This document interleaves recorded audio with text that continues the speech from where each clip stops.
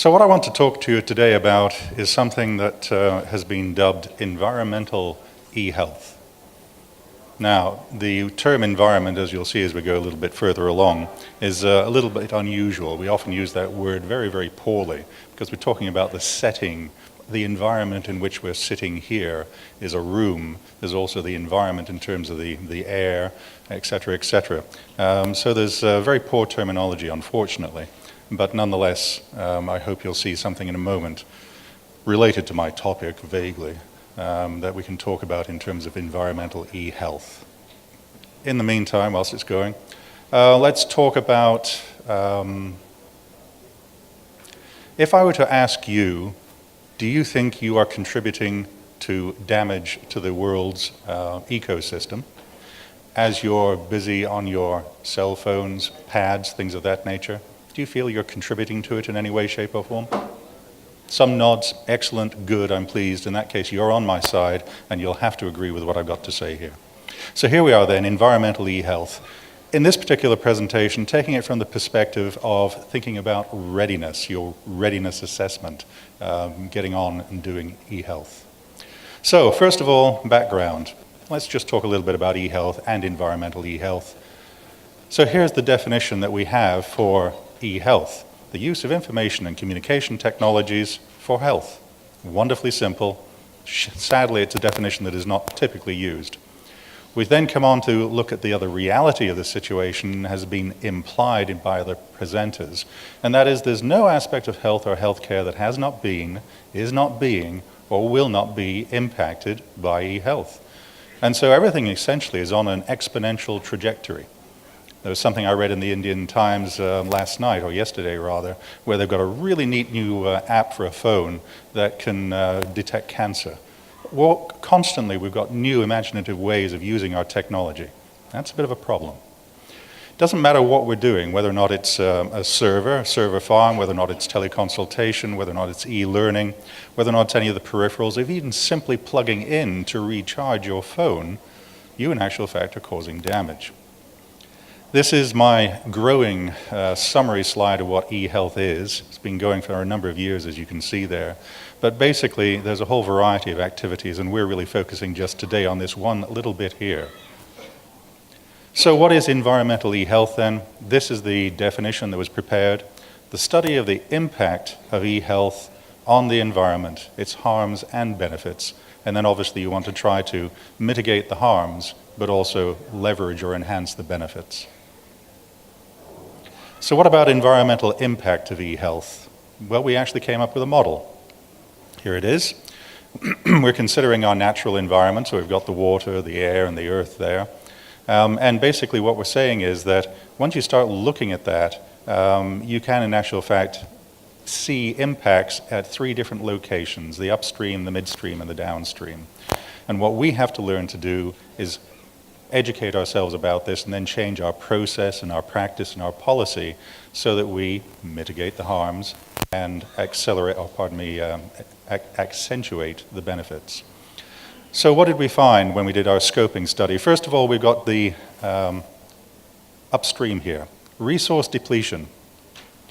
We are taking out a large number of natural resources from the earth. Every one of the phones that you have somewhere around the region of 60 metals in those phones. Some of them valuable, silver, gold, some of them not so valuable, but nonetheless, we're taking out a lot of resources from our earth. That takes energy. Then we're also creating those things and we're stuffing them into packages and we're sending them off all around the world. That takes energy. We also then have the midstream, and that's basically the usage and the maintenance period, and nothing much happens there except you have to constantly plug things in order to make them work. And of course that needs energy and therefore creates greenhouse gas emissions. Then you have the other side, the e-waste issue, or the WEE, the waste electrical electronic equipment. That's a huge and growing issue. What happens to people when you send them a new technology and you're sending it out to people who are living in the rural and remote regions? They don't understand about appropriate disposal of these pieces of equipment or even have the facility in order to be able to do so. So we're creating a steadily progressing problem. They're just thrown away in order to contaminate the earth or the air, especially if people try to inappropriately recover some of the components. And then finally down the bottom, one of the other things that we found as we did our scoping study was that life cycle assessment, really truly understanding from the time of conception through the time of reuse or breaking down the product, what exactly is the environmental impact of that? We don't really have any good life cycle analyses at this point in time. So environmental eHealth readiness, what about the readiness aspect? Well, here's readiness. This is what it's defined as: the degree to which users, healthcare institutions, and the healthcare system itself are prepared to participate and succeed. So we can then twist that around and we can then create an environmental eHealth readiness definition. Same thing, the degree to which users, healthcare institutions, and the healthcare system itself are aware of and able to ameliorate environmental impact of eHealth implementation. Bear that one in mind, because that's a new definition that you're going to see lots of in the future. So we took a look at the literature, and we did the usual things, and we sort of got our keywords together, had a fair number of hits initially, but once you took out the ones that we're talking about disaster preparedness instead of readiness preparedness, or the ones that were talking about other issues that were not mainstream or did not have a framework, we eventually came down to very, very few papers. And we looked at what each one of the frameworks that they described in those papers. And guess what we found? Models or frameworks noting the environmental impact of eHealth, none. So obviously we're not paying attention to it. Papers using the term environment, there were 4, but they weren't using it in the proper way. They were, as I said before, using it as the environment in which we exist. So what? Is this really of importance? Well, maybe. There is a picture of 1 ton, not ton, but ton of CO2. And every time you tweet, you contribute 0.02 grams of CO2 to the atmosphere. Or every time you actually do a Google search, 0.2 grams, or an email, 0.25 grams. Well, that's not a lot. Except then you look at how many of these darn things we send every day. You look at the numbers. We're talking, especially when we get down to emails, trillions per year.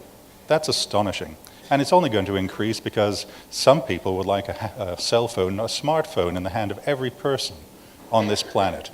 Yeah, they're maybe 3 years old onwards anyway. So there's another issue that we haven't spoken about yet, and that is the concept of sustainability. This was very well done many, many years ago in the Brundtland Commission.